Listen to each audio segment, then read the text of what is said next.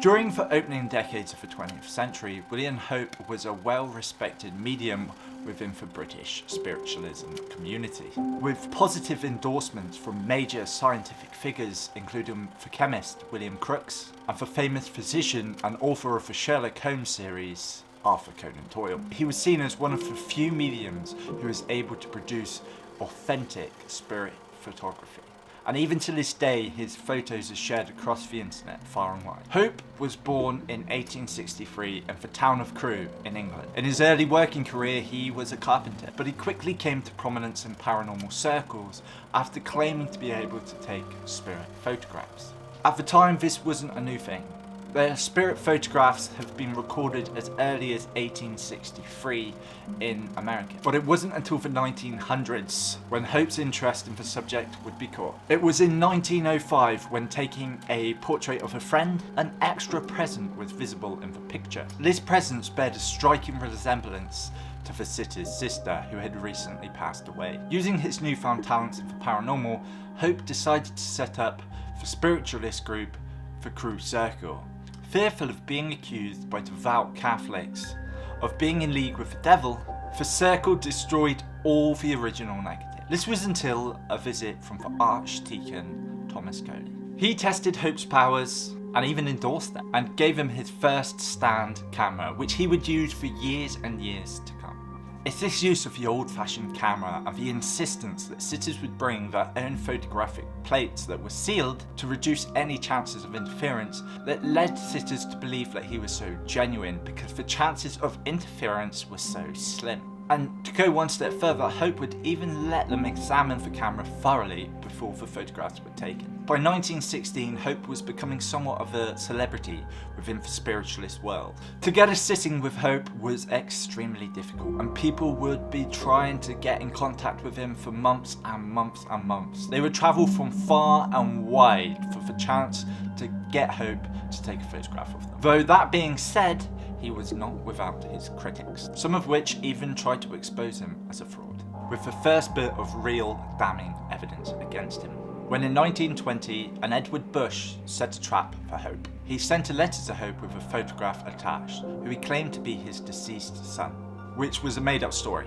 His son was not deceased, and the person in the photograph was very much alive. He later attended a sitting with Hope, and Hope produced a spirit in the photograph which was identical to the photograph he had sent previously, with the words on it, "Dear friend Wood," an alias he was using to fool Hope.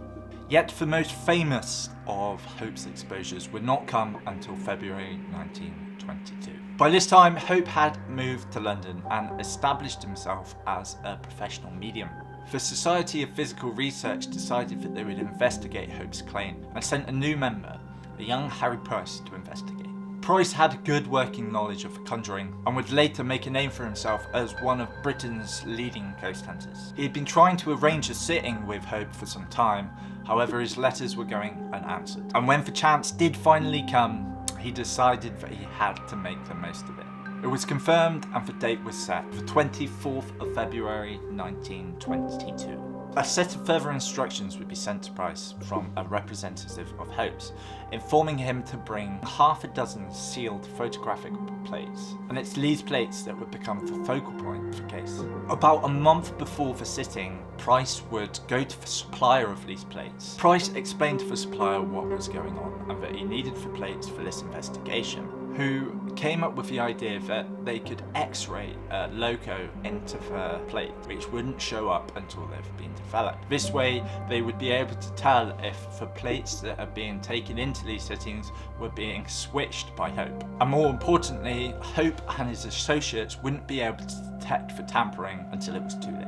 The plates were also flashlight plates, meaning that they developed a lot faster than your standard plate. The day finally came for the sitting. Organised with hymns, singing and prayers, like seances of the time often were, Hope and Price went into an adjoining darkroom. Price was given the opportunity to examine the photographic slide that Hope intended to use. Secretly using a pin he had hidden around his thumb, Price put 12 puncture marks in this slide. He was then asked to present the plates that he had brought with him. He proceeded to load 2 of these into the camera. However, before he could put the third one in, Hope asked to see it. As he took it from Price's hand, Harry watched very, very closely, which was hard in the red, dull darkness of the room. Very quickly, in one smooth motion, Hope took the plate towards his left breast pocket and appeared to swap it just as quickly. Price knew at this point that his slide had been swapped out, though not wanting to cause a fuss at the time or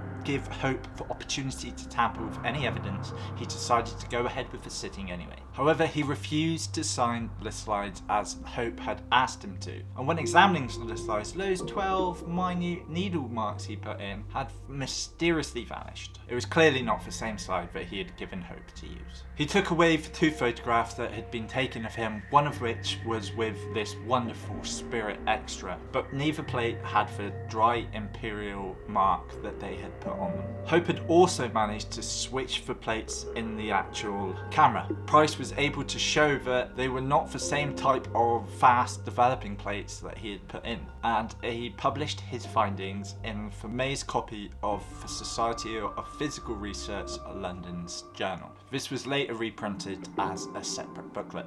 More than 11 years after the case, a widow of a man who used to work for Hope admitted in an article that her husband went through Hope's luggage and found in a suitcase a flash lamp with a bulb attachment, cut out photographic heads, everything needed to create these photographs. Unfortunately, this evidence was suppressed in 1922 when Price was getting all of the negativity about his findings, and he would later comment that if this evidence wasn't suppressed, his relationship with Arthur Conan Doyle could have been saved, though clearly it would have exposed Hope.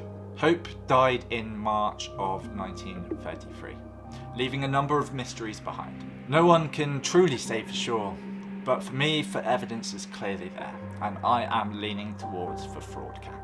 What about you guys? What do you believe? Are these photos real or are they clearly fake? Anyway, thank you so much for watching, and as always, I will see you in the next video.